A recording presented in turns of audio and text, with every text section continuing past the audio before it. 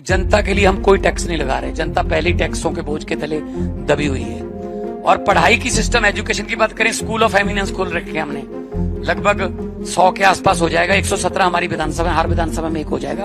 हम अपने टीचरों को, अपने हेडमास्टरों को, अपने प्रिंसिपल्स को सिंगापुर और फिनलैंड की जो कोचिंग यूनिवर्सिटीज हैं वहां पे भेजते हैं। वो आके अपने कुलीग्स को सिखाते हैं और फिर बच्चों, और उसका इतना अच्छा रिजल्ट आ रहा है कि हमारे बच्चे मतलब टॉप पर प्राइवेट स्कूलों से निकाल के माता पिता जो हैं वो सरकारी स्कूलों में भर्ती करा रहे हैं। ये क्यों है? क्योंकि सरकार की नीयत अच्छी है। बात करें तो टोल टैक्स, हमने 19 टोल टैक्स बंद कर दिए पंजाब में।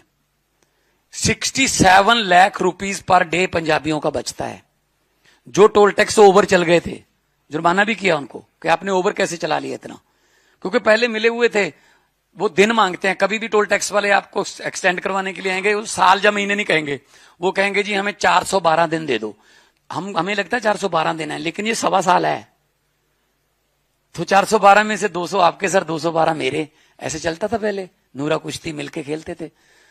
तो हमने वो बंद किए, जनता का पैसा बचा। और आने वाला बजट भी हमारा, जनता के लिए हम कोई टैक्स नहीं लगा रहे। जनता पहले ही टैक्सों के बोझ के तले दबी हुई है। और पढ़ाई की सिस्टम, एजुकेशन की बात करें, स्कूल ऑफ एमिनेंस खोल रखे हैं हमने, लगभग 100 के आसपास हो जाएगा। 117 हमारी विधानसभा, हर विधानसभा में एक हो जाएगा।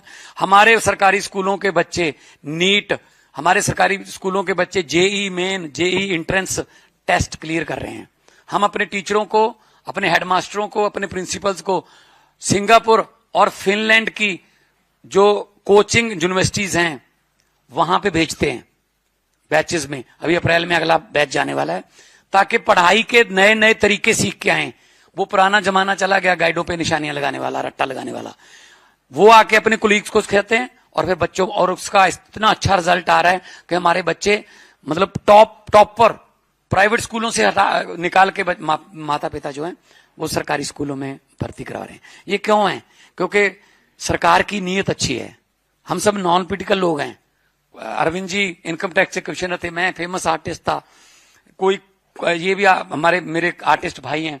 सभी लोग हम ये काम नहीं करते थे।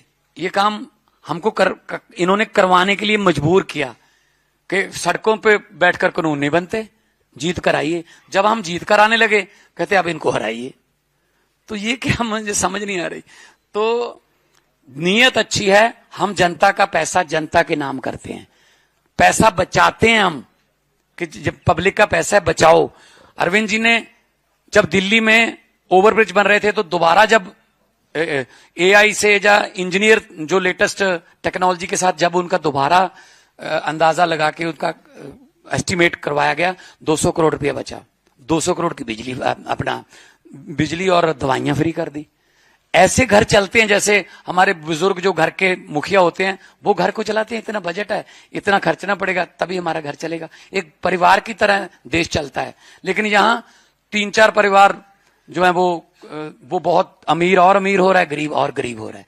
तो इस बजट में कुछ भी नहीं है। मैं गुजरात की जनता को ये कहना चाहता हूं, क्योंकि विपक्ष नहीं है, दोनों मिलकर खेल रहे हैं। आम आदमी पार्टी आम आदमियों की पार्टी है। हम सभी फर्स्ट टाइमर हैं। हमारे पास 92 जीते थे, अब तो 95 हो गए, बाई इलेक्शन आ गई कुछ। 95 में से 95% नॉन पॉलिटिकल लोग हैं। 25-26 साल के बच्चे जीते हुए हैं, जिन्होंने कभी जिंदगी में नहीं सोचा था कि हम कहीं विधानसभा में चले जाएंगे। तो ये बदलाव लाना पड़ेगा।